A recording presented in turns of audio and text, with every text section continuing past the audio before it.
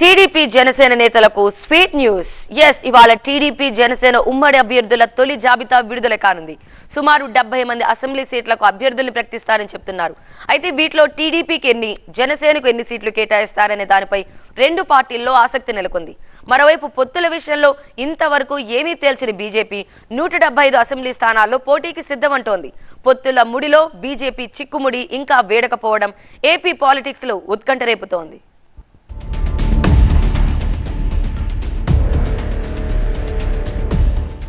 ఎన్నాళ్ల నుంచో వేచి చూస్తోన్న ఉదయం ఈనాడే ఎదురవబోతోంది. టీడీపీ జనసేన నేతల హృదయాలను తాకబోతోంది. సీట్ న్యూస్ కోసం కళ్లు కాయలు కాచేలా ఎదురుచూస్తోన్న టీడీపీ జనసేన నేతల సుదీర్ఘ నిరీక్షణకు తెరపడనుంది. ఇప్పటిదాకా ఊరిస్తూనే ఉన్న సీట్ల పంపకంపై రెండు పార్టీలు తొలి అడుగు వేయనున్నాయి. టీడీపీ జనసేన ఇవాళ ఉమ్మడి అభ్యర్థుల తొలి జాబితాను విడుదల చేయనున్నాయి.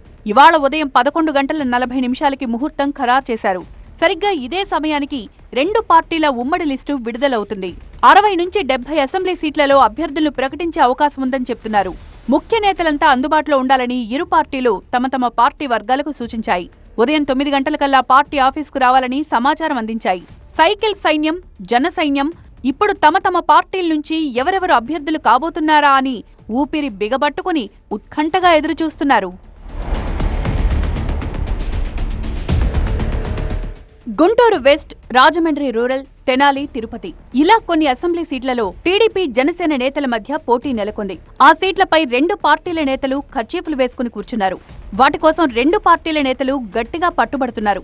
అలాంటి వివాదాస్పద సీట్లు వదిలేసి ఎలాంటి వివాదాలు లేని అసెంబ్లీ సీట్లకు అభ్యర్థులను ప్రకటించే అవకాశం ఉందని చెప్తున్నారు. అయితే వీటిలో టీడీపీకి ఎన్ని సీట్లు దక్కుతాయి, జనసేనకు ఎన్ని సీట్లు కేటాయిస్తారు అనేది రెండు పార్టీల నేతల్లో ఉత్కంఠ రేపుతోంది. ఉమ్మడి అభ్యర్థుల జాబితాపై ఉండవల్లిలోని నివాసంలో టీడీపీ ముఖ్య నేతలతో కలిసి చంద్రబాబు కసరత్తు చేశారు. మరోవైపు ఇదే అంశంపై మంగళగిరి జనసేన పార్టీ ఆఫీసులో ముఖ్య నేతలతో పవన్ కళ్యాణ్ కూడా మంతనాలు జరిపారు.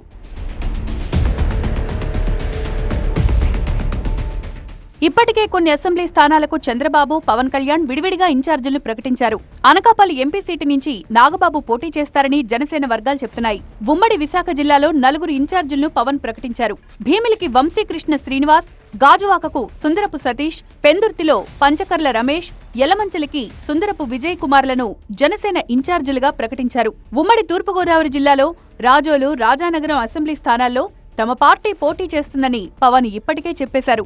ఇక టీడీపీ జనసేన మధ్య పీఠముడిగా మారిన రాజమండ్రి రూరల్లో కూడా జనసేన పోటీ చేసే అవకాశం ఉందని ఆ పార్టీ వర్గాలు చెప్తున్నాయి. అయితే ఉమ్మడి విశాఖ జిల్లాలో 2 సీట్లు జనసేనకిచ్చే అవకాశం ఉందని ప్రచారం జరుగుతోంది. మరోవైపు భీమవరం అసెంబ్లీ బరిలో పవన్ కళ్యాణ్ ఉంటారని చెప్తున్నారు. ఇక మండపేటలో టీడీపీ ఇన్ఛార్జిగా వేగుళ్ల జోగేశ్వరరావు పేరు ప్రకటించిన చంద్రబాబు అరకులో టీడీపీ అభ్యర్థిగా దొన్ను దొర పేరును ప్రకటించారు. ఇక బీజేపీతో కూడా పొత్తు ఉంటుందని, 3 పార్టీలు కలిసే ముందుకు వెళ్తాయని జనసేన, టీడీపీ ఢంకా బజాయించి చెప్తున్నాయి. అయితే బీజేపీతో సంబంధం లేకుండా ప్రస్తుతం టీడీపీ, జనసేనలు తమ ఉమ్మడి లిస్టుతో ముందుకు సాగుతుండడం ఆసక్తికరంగా మారింది.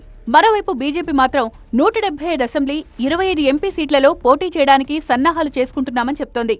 పొత్తుల విషయంపై ఇప్పటి వరకు బీజేపీ అధిష్టానం తమకేం చెప్పలేదన్నారు ఏపీ పార్టీ చీఫ్ పురంధేశ్వరి. అన్ని అసెంబ్లీ, పార్లమెంటు స్థానాల్లో పోటీకి తాము సిద్ధంగా ఉన్నామని ఆమె చెప్పడం పొత్తుల మ్యాటర్లో పొలిటికల్ హీటర్ గా మారింది. ఇప్పటి వరకు మాకేం చెప్పలేదండి, కనుకనే నేను ఇందాక చెప్పాను 175, 25 దానిలో మా సన్నాహకాలు ఉన్నాయి. వారు పైనుండి తర్వాత పొత్తు ఉంది, అండర్స్టాండింగ్ ఇది అంటే మరి అప్పుడు చూద్దాం. కానీ ఇప్పటి వరకు అయితే మాకు ఎటువంటి సూచన లేదు, మేము రెడీ అవుతున్నాం. పురంధేశ్వరి మాటలతో పొత్తుకు బీజేపీ కలిసొస్తుందో రాదో అనే సందేహాలు మొదలయ్యాయంటున్నారు విశ్లేషకులు. ఓవైపు పొత్తుల ముడిలో బీజేపీ చిక్కుముడి వీడకపోయినా టీడీపీ, జనసేన ముందుకు దూసుకుపోతున్నాయి.